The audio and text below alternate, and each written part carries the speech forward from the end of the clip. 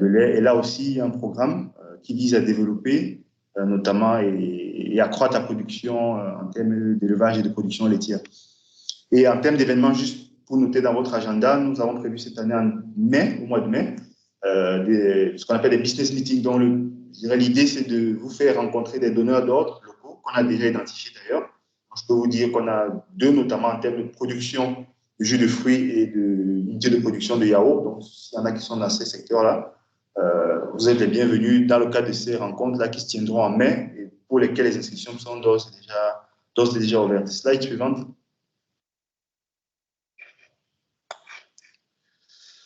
Alors, industrie et clean tech, globalement, c'est le secteur des infrastructures hein, qui est, comme je l'ai dit au début, qui reste un secteur vraiment, le secteur où il y a sans doute le plus de projets au Sénégal. J'ai choisi de mettre en lumière notamment quatre filières. Premièrement, tout ce qui est autour de l'énergie et de la production électrique. Ce qui est intéressant à noter, c'est que le Sénégal, on va dire, sort progressivement d'une situation où le mix est constitué quasi exclusivement de thermique et notamment de thermique fuel, ce qui fait que, conséquence, le fuel est l'un des premiers produits importés par le Sénégal, avec évidemment une facture et un bilan très lourd sur la balance commerciale. Donc, le but du Sénégal, ça a été progressivement de sortir de cette dépendance au fuel-là, ce qui fait que ces 6 dernières années, il y a eu un fort investissement et de fortes incitations réglementaires publiques dans tout ce qui est solaire notamment, la production indépendante et notamment de solaire.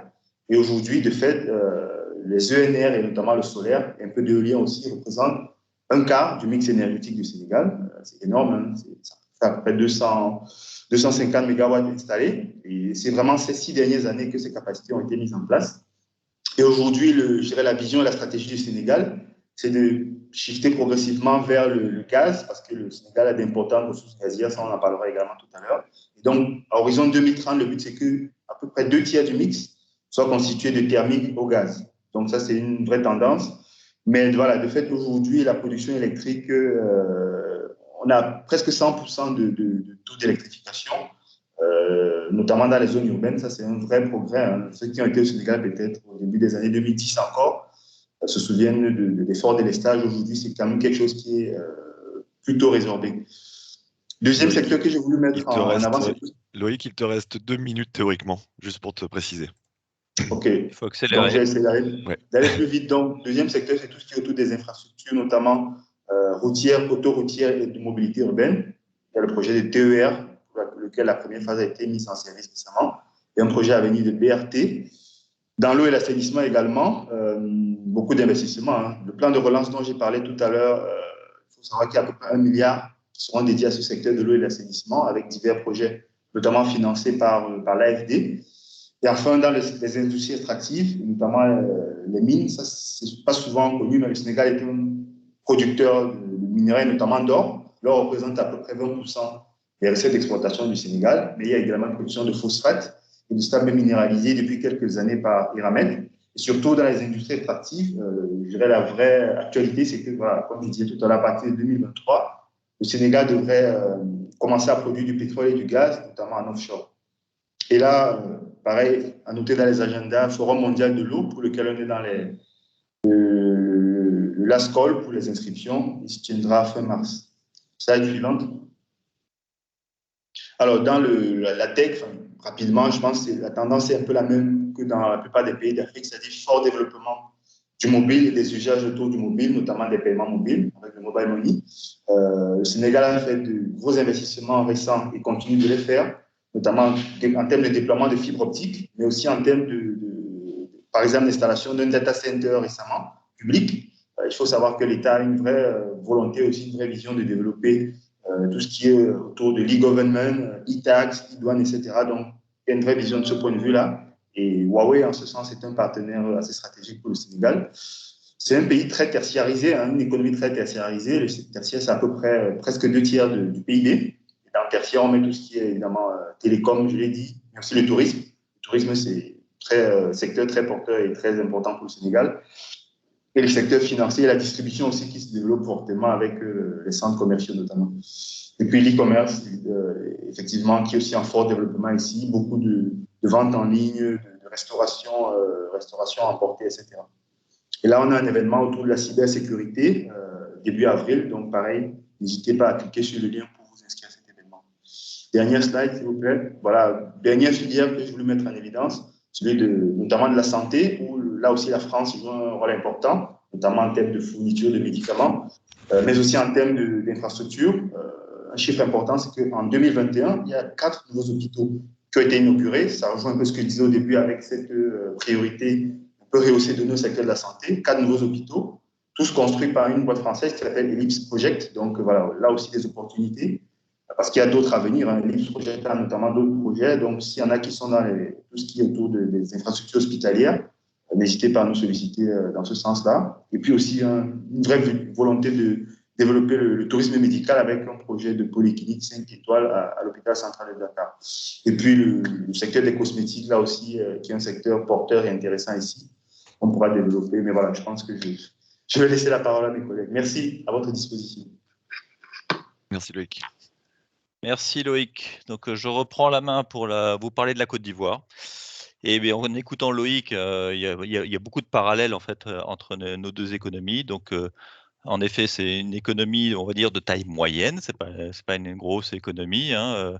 Ici, le mot phare au niveau des pays économiques, c'est l'UMOA, sur lequel, en effet, la Côte d'Ivoire est un pays phare de l'UMOA. Par contre, il y a aussi la CEDEAO. La CEDEAO, ça comprend le géant nigérian. Donc, dans ce cas-là, la Côte d'Ivoire ne représente plus grand-chose. Donc, c'est pour ça que je parle d'économies moyennes. Simplement, bon, beaucoup de chiffres sur ce slide. Il y a quelques contradictions dans l'économie ivoirienne, à la fois des chiffres qui sont bons, taux de croissance, même un niveau de PIB par habitant, hein, qu'on regarde par rapport à la moyenne de l'Afrique subsaharienne, un peu supérieur. Hein, enfin, c'est un pays, hein, je marque le début de l'émergence. Hein, c'est un pays qui cible l'émergence. Et puis, par contre, vous voyez des chiffres qui sont encore choquants, notamment de taux d'alphabétisation, d'espérance de vie, qui sont inférieurs à la moyenne de l'Afrique subsaharienne. Voilà, donc c'est un des sujets de la Côte d'Ivoire, développement économique, plutôt bon ces dernières années, un peu à l'image du Sénégal au niveau des taux de croissance. Voilà, les taux de croissance prévus là, pour les prochaines années tournent autour de 6-7%, et ils espèrent, par rapport à d'autres événements, notamment aussi du oil and gas, comme le parallèle encore avec le Sénégal, d'atteindre des taux de croissance à 2 chiffres. Voilà, donc une inflation plutôt maîtrisée, des déficits qui ont été creusés un peu aussi par rapport à la Covid, mais qui restent maîtrisés. Voilà, un sujet d'urbanisation. Pareil, développement de villes secondaires qui arrivent derrière avec Abidjan qui centralise trop de choses.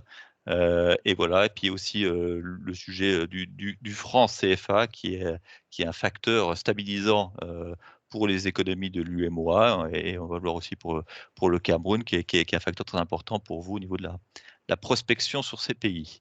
Sur les atouts, alors beaucoup d'atouts au niveau de la Côte d'Ivoire, donc c'est pas une grosse économie, c'est encore une économie de taille moyenne, mais qui compte au sein de l'UMOA. C'est la principale économie, c'est la principale base industrielle, avec beaucoup encore de similitudes par rapport au Sénégal. C'est un pays leader dans le domaine agricole, hein, cacao, noix de cajou, EVA, premier portonnier d'Afrique. Hein, les petites boîtes de saupiquet que vous vendez, que vous achetez en France, ben souvent c'est fabriqué ici.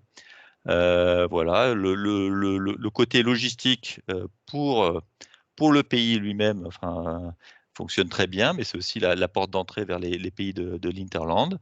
Voilà, avec donc l'infrastructure numéro 1 de la Côte d'Ivoire, c'est le port autonome d'Abidjan. Il faut savoir qu'il y a un deuxième port en eau profonde, plutôt sur les exportations de cacao, qui est San Pedro. Voilà, il y a le réseau ferré, il y a vers Ouaga, il y a le route, beaucoup de camions qui vont vers le Ghana, qui vont vers le Mali, etc. Donc, et peut-être moins connu, c'est un pays qui se positionne sur l'exportation d'électricité. Donc, on va le voir au niveau des secteurs porteurs, au niveau de l'énergie. Voilà. Et puis aussi, comme le Sénégal, c'est une relation très forte avec la France, pas seulement économique. Nous, on parle que d'économie, mais dans tous les sens. Voilà, deuxième client de la France et deuxième fournisseur de la France. Et on n'a pas encore les chiffres 2021 hein, mais on a un excédent commercial avec la Côte d'Ivoire qui se creuse un peu. Il n'est pas très, très important, hein, donc les exportations aussi ivoiriennes progressent. Mais vous voyez, il y a une tendance qui est annoncée de 25% hein, pour l'année prochaine. Voilà, donc je continue. Donc pareil, un peu les mêmes secteurs, beaucoup de potentiel au niveau agricole, première transformation et industrie agroalimentaire. Voilà, nous, il y a les secteurs auxquels on voit pas mal d'investissements, au-delà du secteur général, on va dire, de l'industrie agroalimentaire.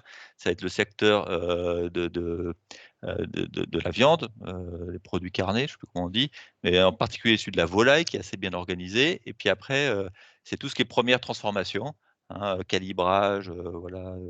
Loïc a mentionné les serres également. Tout ça, c'est les secteurs porteurs avec des volontés du gouvernement d'investir massivement là-dessus. Donc, on est associé avec les business meetings avec le Sénégal pour le premier semestre.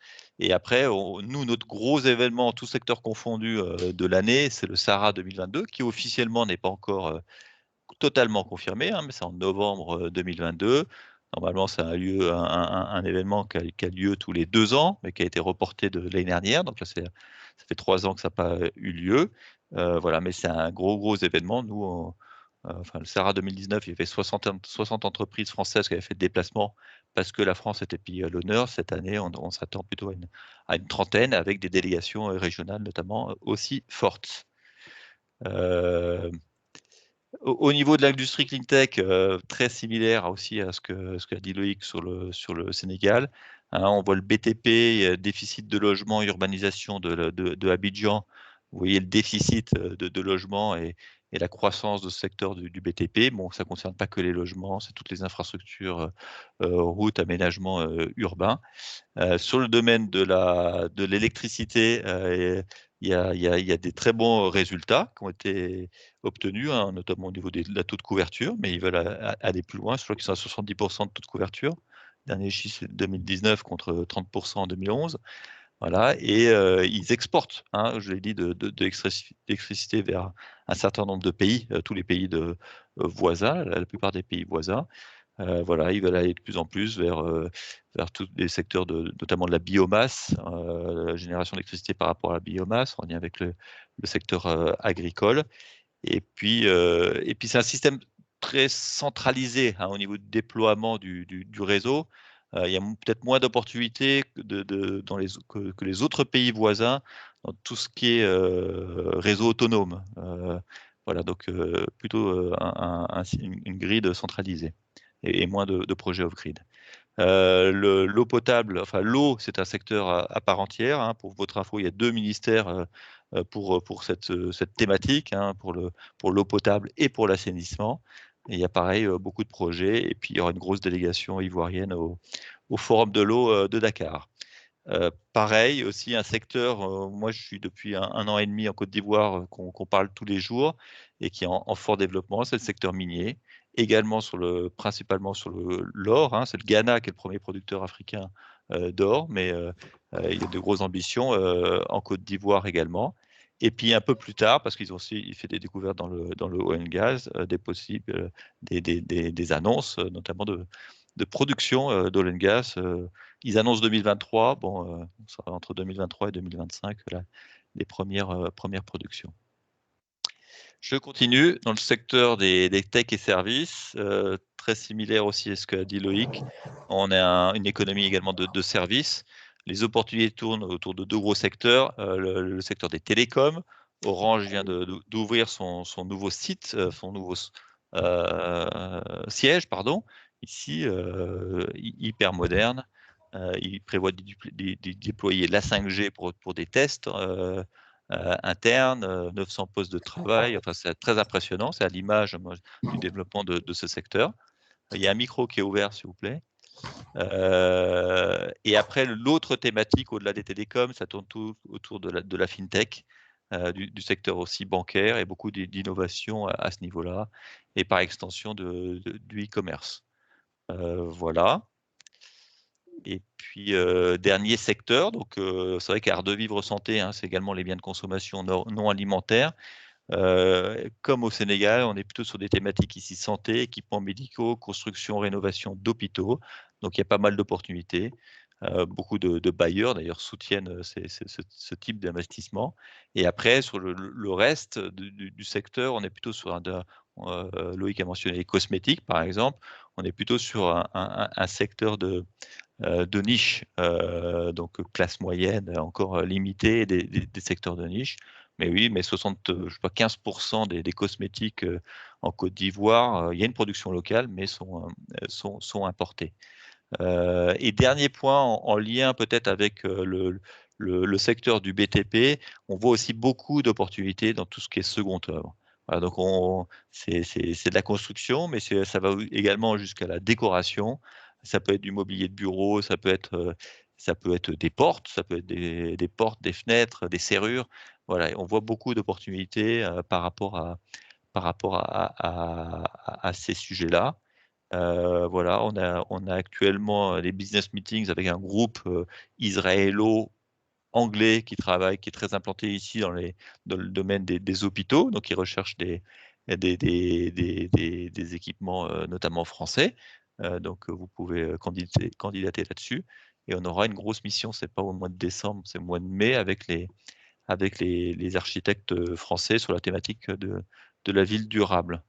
Voilà, au niveau je vois que peut-être au niveau des opérations, j'ai pas tout mentionné, mais dans le domaine du sport, on aura aussi une grosse opération donc au mois de mai.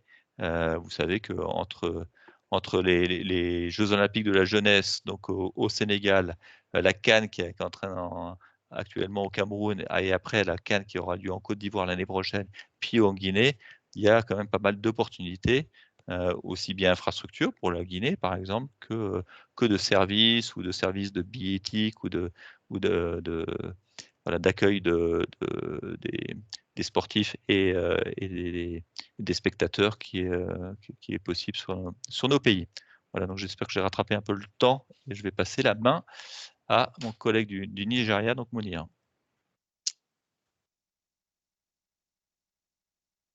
Merci Jean-César. Mounir, c'est à toi. Micro, caméra.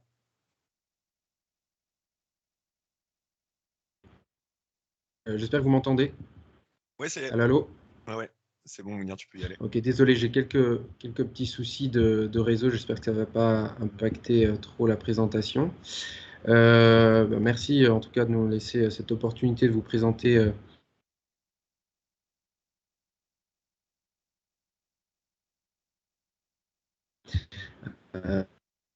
C'est haché là. Business France basé à Lagos pour le Nigeria. Ça a été coupé, donc on peut peut-être couper. Tu peux peut-être couper ta caméra et continuer pour. Oui, ok, je vais couper ma caméra effectivement. Merci.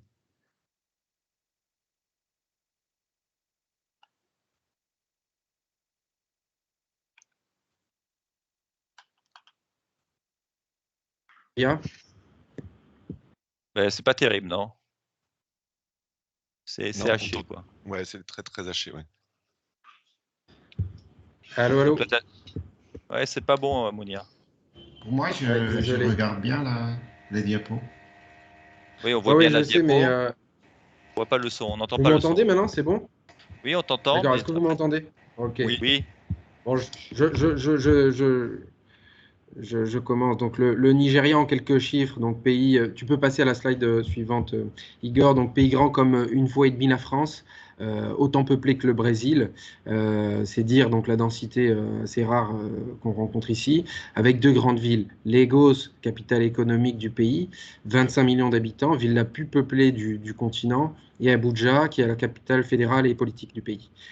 Donc en 2020, le pays abordait la crise sanitaire et économique du Covid-19 sans s'être totalement rétabli de la crise pétrolière qui est survenue en 2016, dans un contexte, on va dire, peu favorable, de faible croissance, d'inflation élevée. Mais le Nigeria a pu compter sur sa résilience habituelle et des atouts structurels indéniables, avec une taille de marché sans pareil dans la zone, comme le disait Jean-César, c'est vraiment le géant du continent. C'est la première économie justement africaine en termes de PIB, avec 450 milliards de dollars devant l'Afrique du Sud et l'Égypte, et avec une population très jeune de 106 millions d'habitants, qui est amenée à doubler d'ici 20 ans, on en reparlera. C'est aussi désormais une économie bien plus diversifiée qu'on se l'imagine, avec un secteur des services en plein essor, qui représente plus de la moitié de son économie, une production agricole également en plein développement et une industrie culturelle qui rayonne sur tout le continent via sa musique, son cinéma et sa mode.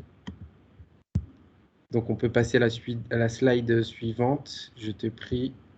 Donc le Nigeria, comme je le disais, c'est un géant démographique avec une population donc déjà très importante de 206 millions d'habitants, mais qui devrait être amené à doubler d'ici 2050.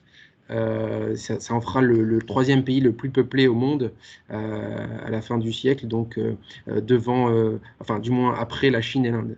On a une classe moyenne d'environ 10% de la population, soit voilà, 20 millions d'habitants, on va dire entre 20 et 30 millions d'habitants selon les estimations, 10-20%, qui est en expansion constante. Et c'est aussi désormais une économie, comme je le disais, plus diversifiée qu'on se l'imagine. Justement, cette population elle vient booster des secteurs comme ceux des télécoms qu'on verra tout à l'heure. Écoute, oui, Loïc, tu peux passer à la slide suivante. Donc, secteur agricole, agri-agrotech. Donc, concernant le secteur agricole, c'est vraiment un secteur déterminant dans le développement du pays et prioritaire dans la diversification de son économie. Secteur qui représente 25% du PIB, qui emploie plus de 30% de la population du pays selon les études de la FAO. Le Nigeria, c'est aussi 32 millions d'hectares de terres arables, mais dont seulement 41% sont cultivés à ce jour. Donc il y a vraiment des marges de progression énormes et une volonté claire du gouvernement de mécaniser ce secteur. La modernisation d'ailleurs du secteur agricole, elle est d'autant plus urgente comme on le disait, il y a un vrai défi démographique que le pays justement souhaiterait atteindre l'indépendance alimentaire et pallier justement au manque, avec une population qui risque de doubler dans les 3 prochaines décennies.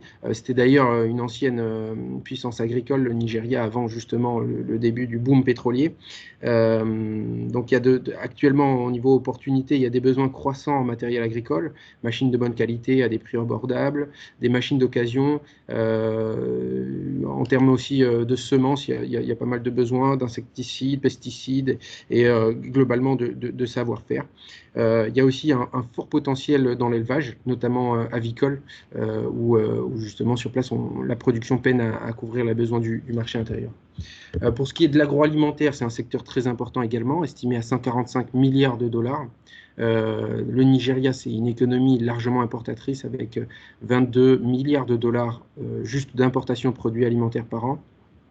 Concernant aussi les vins et spiritueux, c'est un marché, je pense, d'intérêt premier sur la zone, avec un marché de la bière qui est le second du continent et le deuxième mondial pour la marque Heineken. C'est le marché des boissons alcoolisées qui se chiffre à 6 milliards de dollars,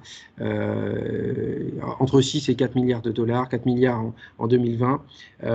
Mais je pense que cette année, on devrait avoir un chiffre peut-être même plus important que celui de 2019. Sur place, on retrouve tous les grands groupes internationaux de l'agroalimentaire, Nestlé, Unilever, Danone également, Cadbury. On a aussi les grands groupes industriels locaux type Dangote, BUA, Flour Mills qui sont aussi dans l'agroalimentaire, avec un consommateur nigérian qui évolue, qui délaisse petit à petit le marché traditionnel au profit, on va dire, du modern trade, même si c'est encore, on va dire, très, très, très minoritaire, et avec une demande donc croissante pour des produits transformés.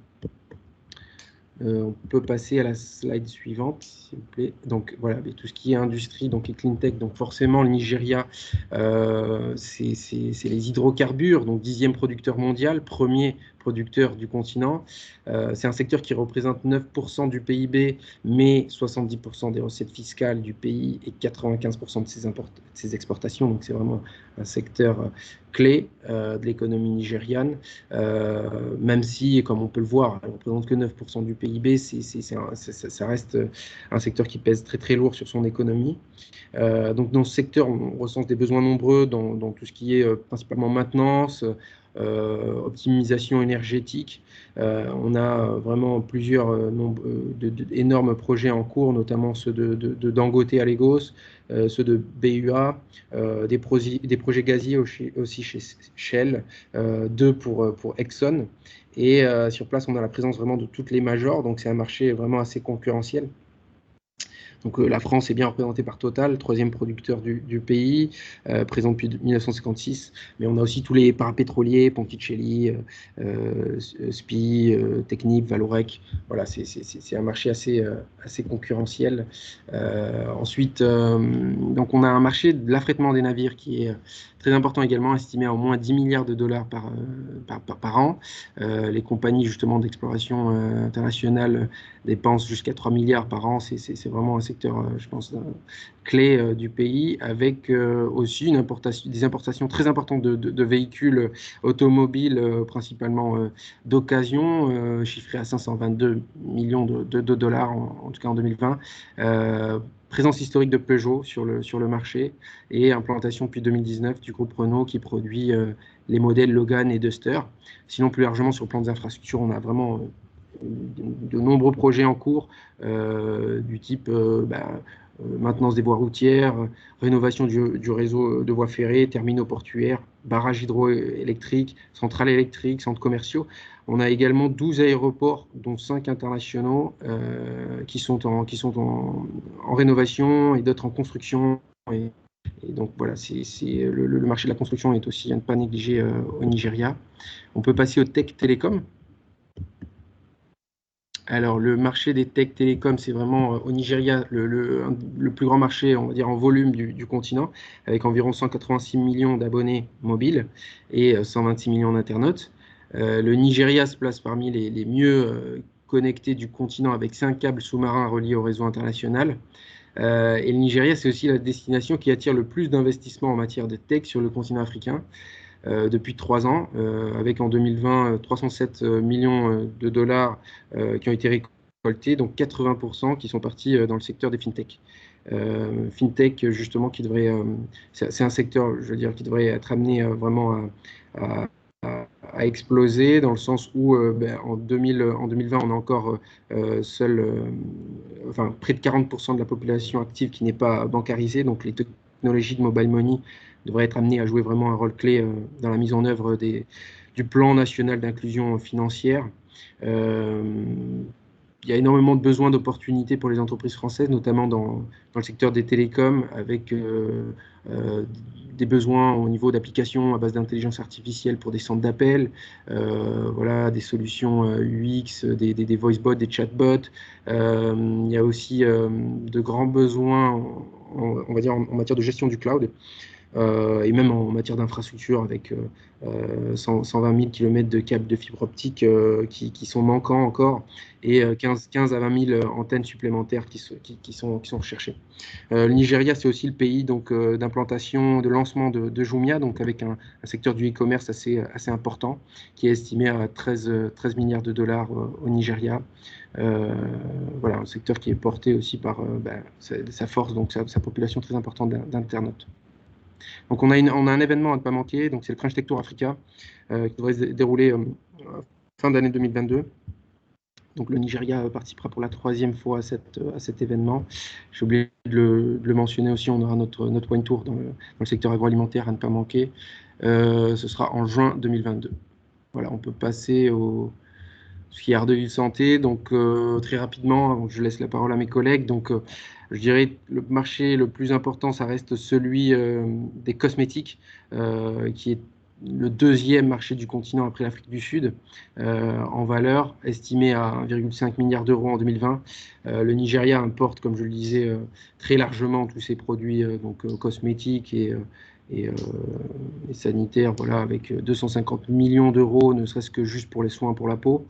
de grands besoins aussi en termes d'équipements médicaux, avec voilà, une forte hausse en 2020 qui est peut-être liée aussi au Covid, la crise sanitaire, ça s'est chiffré quand même à 62 millions de dollars en 2020 et de grosses importations de produits pharmaceutiques. C'était un de nos premiers postes justement d'exportation vers le Nigeria. Ça l'est plus cette année, mais ça pourrait le redevenir. Et bien sûr, sur le plan des industries culturelles et créatives, le Nigeria, c'est la puissance cinématographique, culturelle en tout cas, du continent, avec une industrie cinématographique qui se place en deuxième position, bien sûr, en volume, devant Bollywood et derrière Hollywood, avec environ 2500 films produits par an. Alors bien sûr, là, c'est plutôt la quantité que la qualité qui prime, mais ça fait partie, on va dire, du soft power nigérian, c'est indéniable. Il y a aussi une industrie musicale florissante et des métiers de la mode. Donc voilà, c'est à peu près tout, on va dire, pour ce qui est des secteurs art de vivre santé. Je vais laisser la parole donc à Gwenaëlle pour le Cameroun. Oui, bonjour à tous. Donc, je vais prendre le relais pour le Cameroun. Merci, messieurs, d'avoir à peu près tenu le timing. Du coup, je ne vais pas avoir besoin de trop raccourcir. Je veux bien la slide suivante, s'il te plaît. Donc, le Cameroun, c'est souvent le pays qu'on qualifie comme l'Afrique en miniature. C'est clairement la porte d'entrée sur l'Afrique centrale. C'est un pays donc qui s'est plutôt bien tiré de la crise Covid, qui a été plutôt résilient. Donc là, vous pouvez voir au niveau des chiffres, au niveau croissance, inflation, que certes, bien évidemment, en 2020, comme tout pays dans le monde, il y a eu une récession qui était la première depuis fort longtemps. Mais on a des chiffres de croissance qui sont déjà bons pour 2021, qu'on estime à peu près 3,4-3,5%. On estime déjà à plus de 4% la croissance sur 2022, donc ça repart bien. C'est un pays qui a eu très peu de confinement, donc c'est vrai l'économie s'est pas complètement arrêtée, même si elle a été impactée comme tout le monde. Et puis il y a eu des plans de relance effectivement très rapidement. Donc c'est nous principalement, alors, je ne vais pas faire toutes les villes, mais les deux grosses villes du pays, donc c'est Douala qui est vraiment le centre économique. C'est là d'ailleurs où nous on est situé au niveau de Business France. Pourquoi? Parce que c'est une ville portuaire et donc c'est vraiment un hub portuaire qui a d'ailleurs été renforcé par un second port un petit peu plus loin qui est à Kribi, qui est un port en eau profonde et qui donc c'est pour ça que c'est aussi la porte sur l'Afrique centrale, puisqu'à partir de là il y a beaucoup d'importations qui vont au Tchad, qui vont en Centrafrique, qui vont au Congo, etc., etc. Et la seconde ville, donc c'est Yaoundé, qui est plus la capitale politique, donc où on retrouve toutes les institutions. Voilà, donc s'il y a des amateurs de foot parmi vous, je pense que vous entendez très souvent ces noms en ce moment, puisqu'il s'y déroule la Coupe d'Afrique des Nations, qu'on attendait depuis 2021 et qui est là en ce moment. Donc voilà, donc on vit dans une belle émulation sportive et on le verra tout à l'heure, le sport est un secteur assez important ici. Donc c'est un marché de 25 millions d'habitants avec une population très jeune, ce qui est souvent le cas en Afrique, et quand même une classe moyenne estimée à au moins 30% de la population. Donc il y a un développement en fait aussi des habitudes de consommation. On verra qu'il y a un impact dans tout ce qui est retail, dans les demandes en produits. C'est une économie qui, donc, comme le disait Jean-César tout à l'heure, a le franc CFA, mais celui de la CEMAC, donc pas la même zone monétaire que la Côte d'Ivoire. C'est un franc CFA indexé sur l'euro. Donc pour vous, effectivement, ça limite tout risque de change. Donc ça, c'est un vrai plus. C'est un pays qui est bilingue, donc qui a majoritairement des provinces françaises, mais qui a aussi des provinces anglophones. Donc de fait, tout le monde parle plus ou moins les deux langues quand même, ou est initié à ces deux langues assez fluidement. Voilà, c'est un pays donc le taux d'alphabétisation qui est quand même plutôt bon et avec des populations qui sont bien, voire très bien formées en fonction des domaines. C'est important à noter, vous trouverez vraiment des partenaires ou des équipes à terme dans vos développements export sur place qui peuvent être très bien.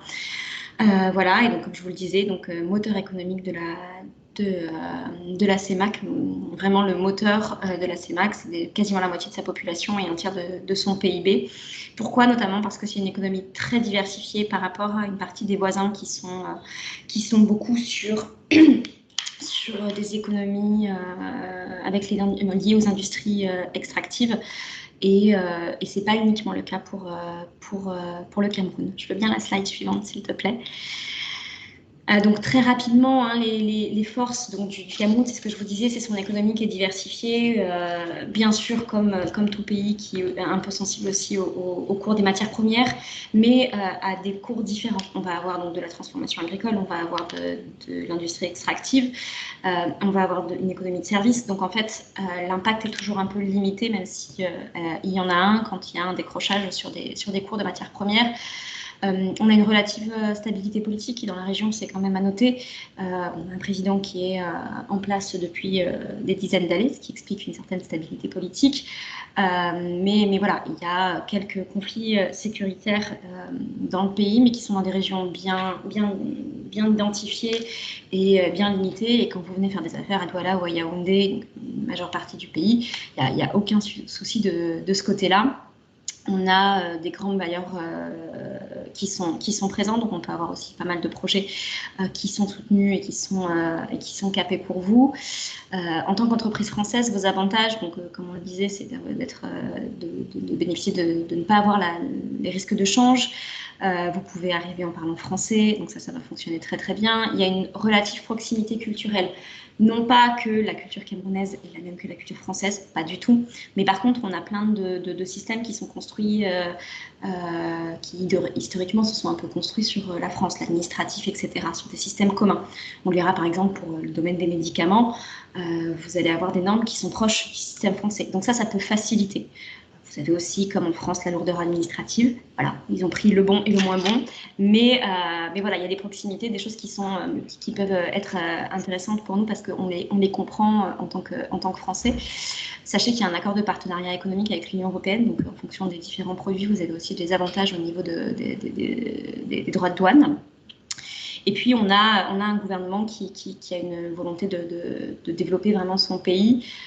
Il y a quelques années, la Côte d'Ivoire et le Cameroun avaient des chiffres qui pouvaient sembler un peu identiques au niveau du PIB, par exemple. La Côte d'Ivoire, qu'a présenté Jean César, a pas mal explosé. Le Cameroun n'a pas connu cette explosion. Et donc, il y a une vraie ambition de pouvoir justement faire décoller le pays avec des stratégies de développement assez poussées, tant sur les infrastructures, sur une volonté d'industrialiser, puisqu'il y a encore beaucoup d'exportations qui sont de matières premières brutes. Donc de vraiment travailler sur le développement et une vraie transformation digitale qui se fait aussi au niveau du pays. Voilà, sachez que la France est un partenaire historique du Cameroun. Bon, il y a une histoire commune qui n'est pas toujours simple d'ailleurs, mais qui est présente avec de vraies attentes par rapport à la France, une vraie présence française. On a plus de 200 entreprises à intérêt français qui sont présentes au Cameroun. Et on est en fonction des chiffres et de ce qu'on analyse entre le deuxième et le troisième partenaire commercial du Cameroun pour les importations. Il te reste 2 minutes. Merci. Ça passe vite. Finalement, vous n'avez pas tant tenu que ça. Alors, je vais aller vite. La suite, s'il vous plaît. Je vous le dis juste, puisqu'on parlait de zone, on aura un atelier Afrique centrale le 24 juin à Paris. Donc là, un atelier d'information, on parlera du Cameroun, mais on parlera aussi des autres pays qui sont autour du Cameroun, sur lesquels on peut vous aider via nos partenaires à vous accompagner, donc Congo, RDC, Gabon et Guinée équatoriale. Voilà.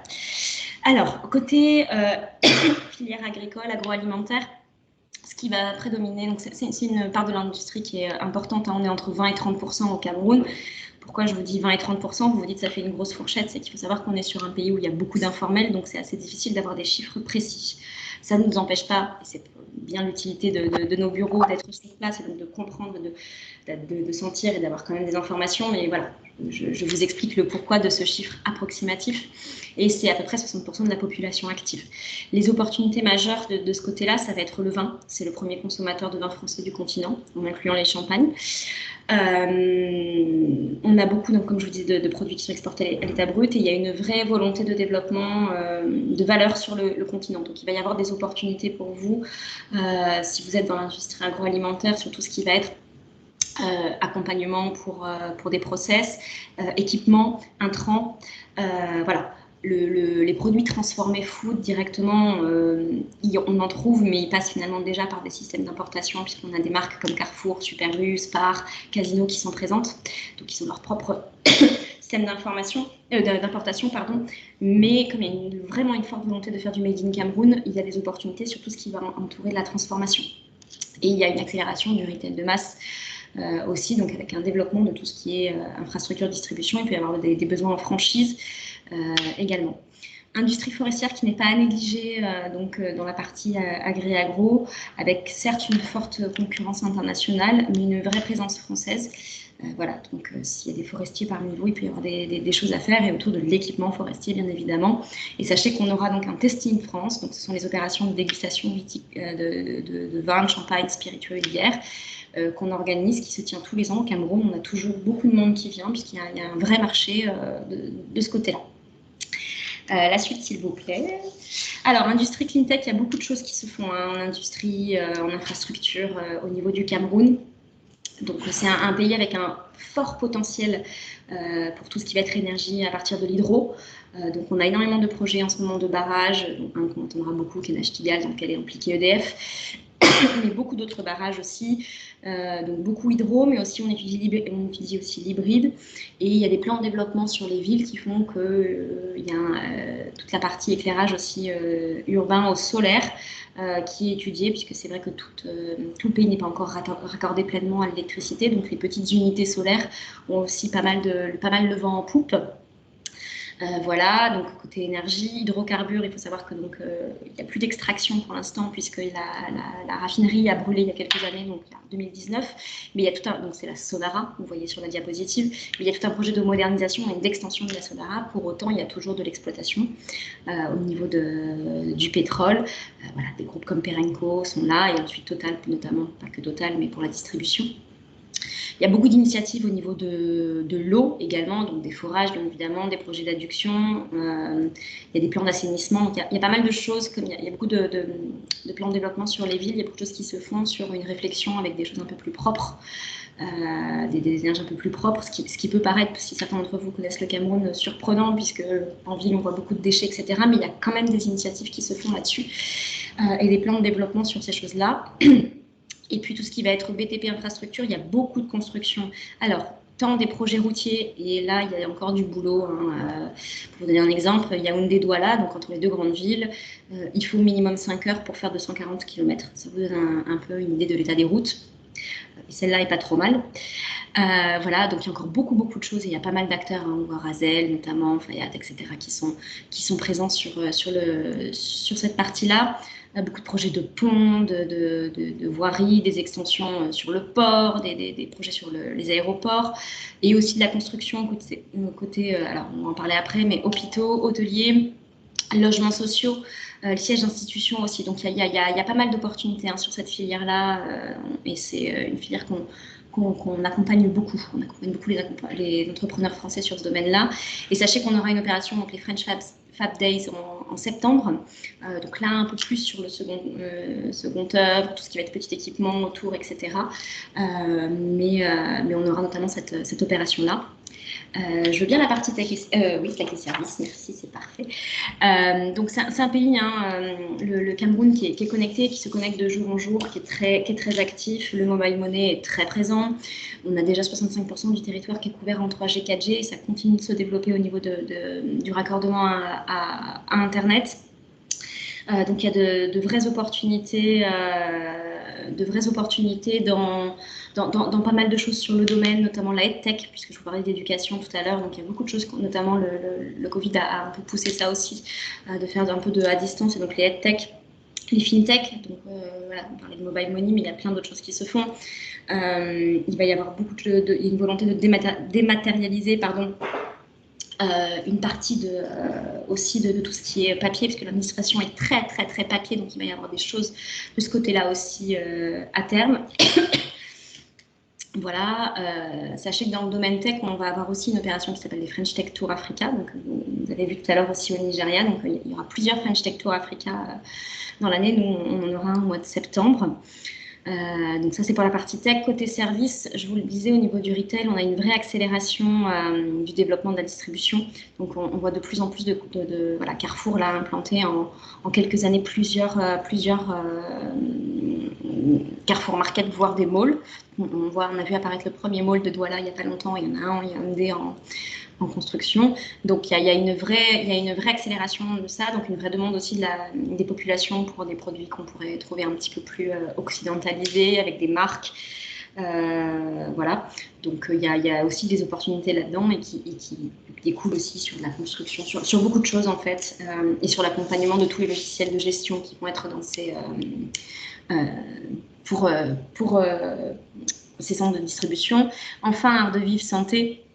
Alors, c'est aussi un marché où il y a pas mal d'opportunités. Donc, au niveau médical, il y a beaucoup de projets sur rénovation, construction des hôpitaux. Il y a eu beaucoup d'investissements aussi sur l'adaptation des plateaux techniques, la fourniture en dispositifs médicaux. Et on assiste à un développement de l'offre de soins privés qui va aussi faire augmenter la demande en équipements médicaux, puisque ici, donc, il y a un système très, très, très léger de couverture. On n'a pas une sécurité sociale comme on peut le connaître en France, donc il y a un développement de l'offre privée à côté. Au niveau des médicaments, la France est très, très bien positionnée. On a une part de marché importante parmi les produits importés. Et il va y avoir des opportunités, notamment sur le générique aussi, puisque donc il y a quand même beaucoup de concurrence internationale qui est présente au Cameroun, notamment les Chinois, les Turcs, les Indiens, et donc ils commencent à se positionner sur le générique. Donc la France, qui a l'avantage d'être présent historiquement, d'avoir une forte part de marché et qui a donc un système au niveau des normes etc. assez proche au niveau médicamenteux, a des vraies opportunités à prendre de ce côté-là, des parts de marché à conserver et à prendre au niveau du générique. Au niveau cosmétique, c'est pareil, la part de marché de la France est assez importante. C'est un marché où c'est assez difficile de chiffrer, c'est ce que je vous mets dans la slide, puisqu'on va avoir de l'informel et du formel, mais c'est un marché qui représente pas mal de choses, qui est en croissance, pas mal de volume, qui est en croissance, continue d'être en croissance, avec une vraie demande sur des produits. Il va y avoir des produits très typiques d'ici, mais il va y avoir aussi des produits occidentaux, et notamment sur les intrants aussi, pour la fabrication des cosmétiques. Enfin, la partie hôtellerie, loisirs, et je vois une question dans le chat de ce côté-là. Il y a encore beaucoup de choses à faire dans le domaine-là. Le Cameroun n'est pas un pays très, très touristique au sens, en tout cas, européen ou occidental du terme. Donc, mais c'est en train de se développer. On a des grandes chaînes d'hôtels qui commencent à revenir et qui ont des constructions. Donc, on a beaucoup de projets, plus d'une soixantaine de projets d'ouverture d'hôtels qui sont en cours ou à l'étude sur l'ensemble du pays. Il y a également aussi le sport qui draine beaucoup. Donc, je parlais de la CAN, mais il y a eu la CHAN l'année précédente, donc le championnat cette fois-ci d'Afrique des Nations. Il y a beaucoup de manifestations et des projets pour utiliser ensuite les infrastructures et développer à partir du sport dans le scolaire, dans les inclusions sociales, etc. En fait, le sport draine beaucoup de choses au niveau des activités de loisirs. Et donc le tourisme, on a fort à parier qu'il y aura un développement post-Cannes avec tout ce qui s'est construit, avec le focus qui a été mis sur le Cameroun, un développement qui va s'accélérer côté touristique. Vous aurez sur le Cameroun 2 événements, en l'occurrence le Cameroun sera impliqué mais pas que, un séminaire qui va concerner le Cameroun et la République démocratique du Congo sur la partie santé, donc plutôt autour des projets hospitaliers, et un projet qui va croiser une partie des personnes que vous avez autour de la table ici, donc qui se tiendra en Côte d'Ivoire autour du sport, mais qui concernera également la Guinée, le Sénégal et le Cameroun au mois de mai. Voilà, désolée, j'ai un peu pris un petit peu de temps. Je vous laisse la main, Igor. Je crois qu'il y a 2-3 éléments à présenter. Merci, Gwenaëlle. Donc, je pense que on va prendre peut-être des questions.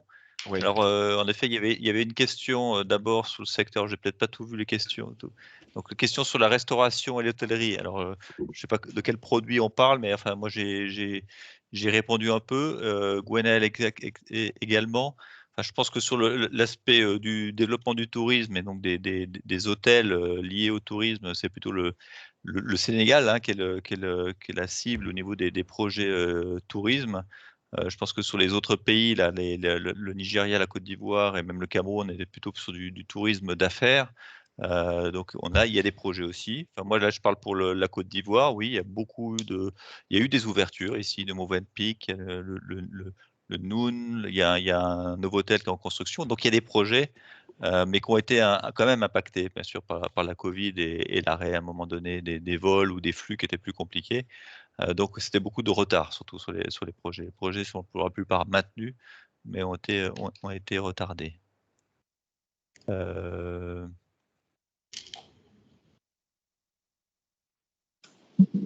y a d'autres questions peut-être? Oui, vas-y Loïc. Peut-être en attendant, s'il y a d'autres questions, juste un complément, mais je l'ai mis à l'écrit aussi. Ce qu'il faut noter au Sénégal, notamment, c'est dans le cadre de la loi sur le local content, il y a une tendance qu'on observe déjà, qui est le développement des hôtels détenus par des locaux, ou en tout cas dont les murs au moins sont détenus par des locaux, parce que dans le secteur pétrolier notamment, voilà, ça fait partie des secteurs qui sont réservés aux locaux. Donc voilà, c'est quelque chose qui va se développer. Je pense qu'il y aura pas mal peut-être de chaînes qui vont se créer ou des chaînes locales, type justement celle du groupe Mangalis, Yas, Noom, etc., qui vont se développer un peu dans cette brèche-là. Donc des besoins plutôt sur de l'entrée de gamme ou du milieu de gamme. Et si je peux me permettre d'ajouter aussi, je pense que ça concerne un petit peu toute la zone, il y a d'énormes besoins de formation dans les secteurs justement de l'hôtellerie et de la restauration. Au Nigeria, c'est une des places, comme le disait Jean César, les plus importantes du tourisme professionnel. Mais tout le monde constate qu'il y a d'énormes besoins, en tout cas, de formation. Et je pense qu'il y a vraiment un boulevard pour des sociétés spécialisées françaises. Je sais qu'on a ce savoir-faire là dans nos pays.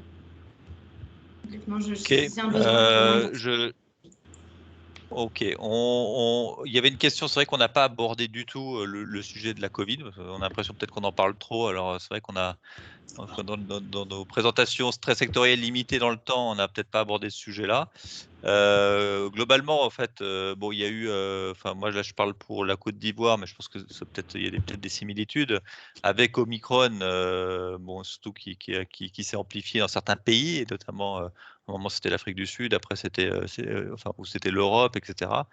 Nous il y a eu un renforcement des tests. Enfin il n'y a pas il n'y a pas de souci pour venir en Côte d'Ivoire. Avant, il faut un test avant d'embarquer. Et puis, la nouveauté, c'est que depuis quelques semaines, ils font des tests aussi à l'arrivée. Voilà, donc, c'est un test PCR qui est fait à l'arrivée. Donc, ça ne vous empêche pas de rentrer dans le pays. Et normalement, si 24 heures ou 48 heures après, vous êtes déclaré positif, là, ils prennent contact avec vous. Voilà, mais voilà comment fonctionne un peu le système. Côté Cameroun, ça circule très bien. Alors, je parle pas du virus, je parle de vous, si vous voulez venir, et de nous, si on veut repartir. Bon, le virus circule aussi, mais ça, je crois que c'est partout. Mais voilà, c'est pareil. Il n'y a pas besoin de vaccin. Test à l'entrée de moins de 72 heures PCR.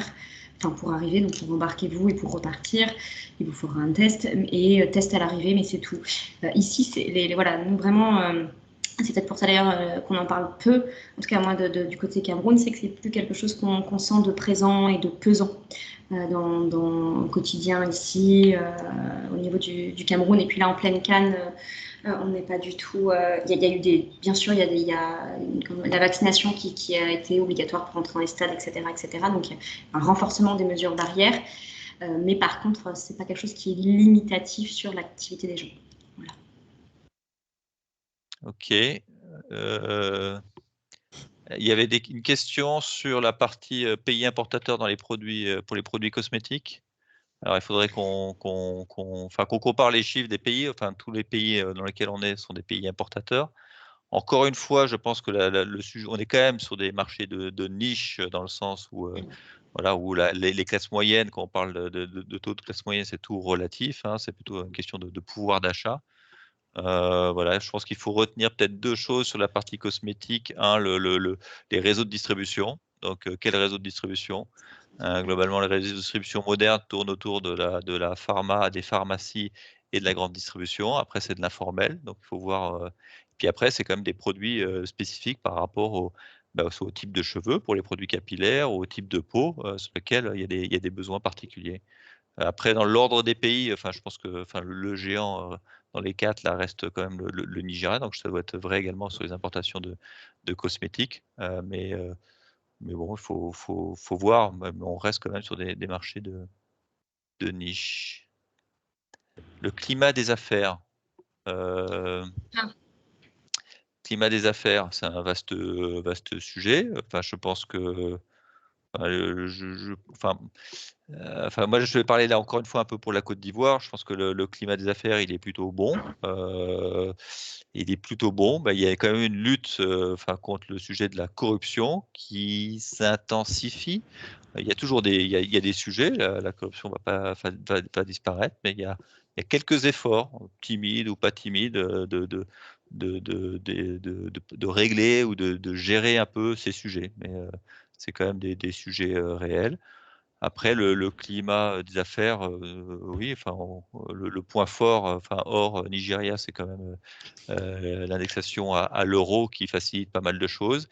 Et aussi, dans les économies francophones, c'est le fait qu'il y a beaucoup d'acteurs français, aussi bien des filiales que des Français qui sont implantés localement depuis longtemps. Donc, ça crée des réseaux. Et pour vous, souvent PME françaises, vous avez une chance sur 2 que votre partenaire local puisse être ce type de contact, donc de Français déjà établis, qui ont leur structure, ou des franco-ivoiriens ou des franco-sénégalais ou camerounais établis sur place. Climat des affaires côté Cameroun, on n'est pas sur des notes qui sont formidables, on ne va pas se le cacher, parce qu'il y a effectivement pas mal quand même une corruption qui est encore présente. Il y a encore aussi des difficultés au niveau juridique, des procédures qui sont lourdes. Pour autant, ce n'est pas quelque chose qui empêche de travailler. Loin de là, simplement, il faut choisir les bons partenaires. Donc, c'est aussi pour ça qu'on est là, pour vous accompagner, se reposer sur les bons partenaires et partir, un peu baquer en fonction des sujets dans lesquels vous êtes. Si vous êtes sur des gros montants, il faut forcément prendre des assurances, COFAS, etc., etc. Mais ça n'empêche pas du tout de faire des affaires. Et, il y a pas mal de monde qui vient. Simplement, il faut être conscient un peu du fonctionnement. Voilà. Donc, mais encore une fois, effectivement, les ratings et les notations, c'est un indicateur. Mais c'est pas une fin en soi. C'est pas une fin en soi du tout. Voilà, pareil, c'est la même chose du côté nigérian, comme on le disait. Voilà, on n'a pas des notes très élevées, mais le Nigeria a été salué en 2019 par le Doing Business comme faisant partie des 10 pays les plus réformateurs. Il y a un certain nombre de réformes sur le plan administratif qui ont simplifié un certain nombre de process d'enregistrement des produits ou d'ouverture de sociétés. Mais effectivement, ça reste quand même plus ardu qu'ailleurs dans le monde. Bien sûr, je pense que même en Afrique, il y a des pays qui sont mieux notés. Maintenant, il y a des opportunités qu'on ne va pas retrouver ailleurs. Comme je le disais, c'est structurellement un pays très fort. Maintenant, ça a un prix. Voilà, c'est vrai que le Nigeria ne reste peut-être pas forcément aux sociétés les plus jeunes ou celles qui sont moins expérimentées à l'export. Ok. Je pense qu'on va peut-être être amené à clôturer cette présentation et pour les questions qui restent, suivre avec vous en direct, avec les collègues des clubs Afrique. Je ne sais pas, peut-être Stéphane, je te vois à l'écran, si tu veux peut-être faire un mot de conclusion ou d'impression directe pour conclure cette séquence. Oui. Bonjour tout le monde et merci à tous d'avoir pu faire ce bel exercice de synthèse qui n'est pas simple en 1 heure, mais merci en tout cas d'avoir balayé les 4 grands points les uns et les autres au niveau des accompagnements entreprises que nous pouvons faire. Aujourd'hui, on a pu faire un bon tour d'horizon ensemble. Vous avez et vous aurez les slides qui ont été présentés, on vous les diffusera individuellement, j'espère pour ma part dans l'après-midi. Et puis, je souhaite aussi un rendez-vous demain pour poursuivre cette série de webinaires à la même heure. Et celle-ci sera consacrée à l'Afrique de l'Est et à l'Afrique australe. Donc, les objectifs pour nous étant de vous mettre au courant de ce qui se passe dans chacun des marchés, également de vous permettre de connaître les actions pilotes qui seront maintenues et organisées l'année prochaine dans les pays que vous avez pu entendre ce matin. Je crois que c'est important pour que vous puissiez programmer votre année 2022 en termes d'action sur l'Afrique. Et c'était important pour nos 3 régions de le faire savoir aux entreprises qui vont forcément démarrer leur plan d'action commerciale sur la zone en ce début d'année. Donc voilà le timing qu'on avait choisi pour pouvoir vous permettre de bénéficier de tout cela. Et donc, il me reste encore à vous remercier pour vos interventions et également pour votre présence, vous, entreprise. Et en tout cas, le fil des questions reste ouvert désormais. Vous êtes connectés, vous nous connaissez, et puis on peut correspondre pour les restes des jours à venir. Voilà, merci encore à vous et passez une bonne journée en tout cas. Merci à tous. Merci à tous. Bonne journée. Au revoir. Merci, au revoir. Merci encore, au revoir.